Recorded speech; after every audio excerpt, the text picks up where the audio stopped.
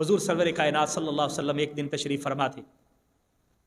صحابہ اکرام کو حضور نے فرمایا اس وقت کیا حال ہوگا جب ساری قومیں تمہارے اوپر ٹوٹ پڑیں گی، ان کے دلوں میں تمہارا خوف ختم ہو جائے گا. کیونکہ غزوہ بدر کی فتح کی صورت میں جو خوف دشمنوں کے دلوں میں پیدا ہوا، اور جو پورے عرب کے اندر یار جی تھوڑے سے لوگ تھے، ان کو فتح مل گئی، لوگ ڈرتے تھے، مسلمانوں کا نام لیتے ہوئے بھی ڈرتے تھے. اور پھر جب حضرت ابوبکر صدیق اور عمر فاروق کو اللہ تعالیٰ نے مختلف علاقوں کی فتح عطا فرمائی، کیسر و کسریٰ کی فتح عطا فرمائی، تو اسلام کی ایک دھاک بیٹھ گئی تھی پوری دنیا پر. حضور صلی اللہ علیہ وسلم نے فرمایا کہ لوگوں کے دلوں سے، قوموں کے دلوں سے تمہارا رعب ختم ہو جائے گا، اور تم پر ایسے ٹوٹ پڑیں گے جیسے کوئی کھانے کی پلیٹ پر بھوکے ٹوٹ پڑتے ہیں. صحابہ نے عرض کیا یا رسول اللہ کیا وجہ ہے، ہم تعداد میں کم ہوں گے؟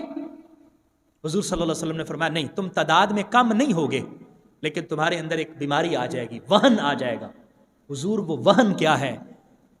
حضور نے فرمایا وہ وہن ہے دنیا سے محبت اور موت کو ناپسند کرنا.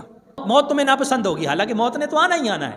یہ دو چیزیں تمہارے اندر پیدا ہو جائیں گی، اس وجہ سے تم جہاد سے ڈرو گے، اور لوگوں کو پتہ چل جائے گا کہ یہ مسلمان ہم نے مار دیے ہوئے ہیں، کب کے یہ مسلمان ہم نے کب سے ختم کر دیے ہوئے ہیں. اور آج ہم اس کی عملی مثال ہیں. پوری دنیا کے اندر ہمارے فلسطینی بھائیوں کے ساتھ کیا سلوک ہو رہا ہے آپ بھی دیکھ رہے ہیں، میں بھی دیکھ رہا ہوں. بچے بلکتے ہوئے ہم روز دیکھ رہے ہیں، خون آلود مائیں دیکھ رہے ہیں، ہم بزرگوں کو تڑپتے ہوئے دیکھ رہے ہیں.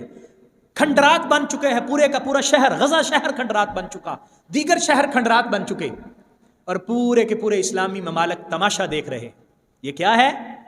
یہ دنیا کی محبت اور موت کو ناپسند کرنا. کہیں ہمیں کچھ نہ ہو جائے، کہیں ہمیں کچھ نہ ہو جائے. یار ہم اتنے، میں مشکل لفظ ہے لیکن ہم اتنے زیادہ غیرت سے خالی ہو چکے ہیں کہ ہمارے 57 اسلامی ممالک وہ مل کر غزہ میں جنگ بندی نہیں کرا سکے. اور تو اور کی بات، چاہیے تو یہ تھا کہ سارے مل کر جہاد کا اعلان کرتے اور اسرائیل کی اینٹ سے اینٹ بچا دیتے. لیکن اسرائیل کی اینٹ سے اینٹ بجانا تو دور کی بات ہے، ہم فلسطین کے ساتھ کھڑے ہونے سے ڈرتے ہیں. ہم اعلانیہ طور پر اپنا جھنڈا سکرین کے اوپر فلسطین کا نہیں کر سکتے. اگر آپ کرتے ہیں تو آپ سے خفیہ ایجنسی کے لوگ وہ جھنڈے چھین لیتے ہیں تاکہ لوگوں کو پتہ نہ چل جائے کہ اس اسٹیڈیم میں بیٹھے ہوئے لوگ جو ہے وہ فلسطین کے ساتھ ہیں. ہمیں ڈوب مرنا چاہیے. ہماری غیرت ختم ہو چکی ہوئی ہے، اور ہم صرف اور صرف چند دنوں کی یہاں پر جو ہمیں زندگی کے چند ایام ملے ہیں ہم اس کو پسند کر رہے ہیں. مرنا آپ نے بھی ہے، میں نے بھی مرنا ہے، پہلے بھی مر چکے. اس دنیا سے کتنے کتنے بڑے بادشاہ آئے، سارے مر چکے. لیکن آج بھی اگر دنیا یاد کرتی ہے تو عمر فاروق کو یاد کرتی ہے. آج بھی یاد کرتی ہو تو علی حیدر کرار کو یاد کرتی ہے، علی کی سیف تلوار کو یاد کرتی ہے، ذوالفقار کو یاد کرتی ہے. اور آج بھی یوسف بن تاشفین اور صلاح الدین ایوبی کو اور اورن زنگی کو یاد کیا جاتا ہے. لیکن ہماری صورتحال بہت پریشان کن ہے. حضور صلی اللہ علیہ وسلم نے کفار کے خلاف پہلا جو قدم اٹھایا تھا وہ ان کو معاشی طور پر کمزور کرنے کے لیے اٹھایا تھا، تاکہ یہ جو شاہراہ شام کی طرف ان کی تجارتی شاہراہ ہے اس کو بند کریں گے، یہ کمزور ہوں گے. اور ہم نے معاشی طور پر کچھ بھی نہیں کیا. ہمیں لوگوں نے کہا کہ یہ نہ لیں، یہ اسرائیلی پروڈکٹ ہے یہ نہ لیں، اسرائیلی پروڈکٹ ہے یہ نہ لیں. ہم نے کہا یہ تم کہاں کی بنیاد پرستی والی باتیں کرتے ہو، یہ کہاں کی باتیں کرتے ہو، ہمارے ایک نہ کرنے سے کیا ہوگا. ہم نے اخلاقی طور پر بھی شامل ہونا گوارا نہیں کیا، ہم نے ان کی مصنوعات کا بائیکاٹ بھی نہیں کیا. آج بھی آپ دیکھیں جو بڑے بڑے ان کے برانڈز ہیں وہاں ہمیں لوگوں کی گاڑیاں کھڑی اور قطاریں نظر آ رہی ہیں.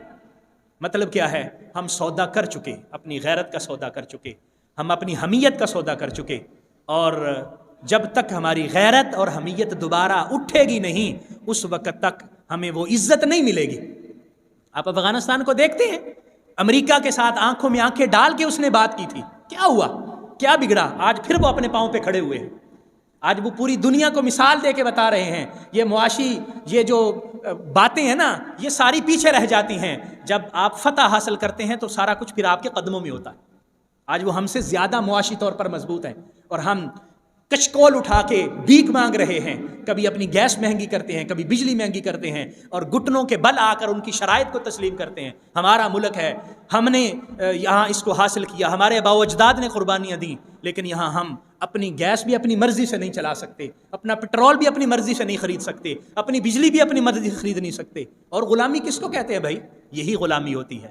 ہم غلامی سے اس وقت تک باہر نہیں نکل سکتے جب تک ہمیں وہ غیرت واپس نہیں مل جاتی، اور ہم اس کو واپس نہیں لے آتے۔ خدارا اپنے اندر جذبہ جہاد بلند کیجئے، اپنے بچوں کو تعلیم دیجئے، تاکہ ہم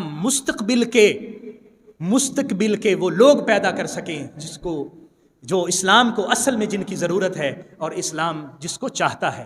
اللہ کریم ہمیں توفیق عطا فرمائے۔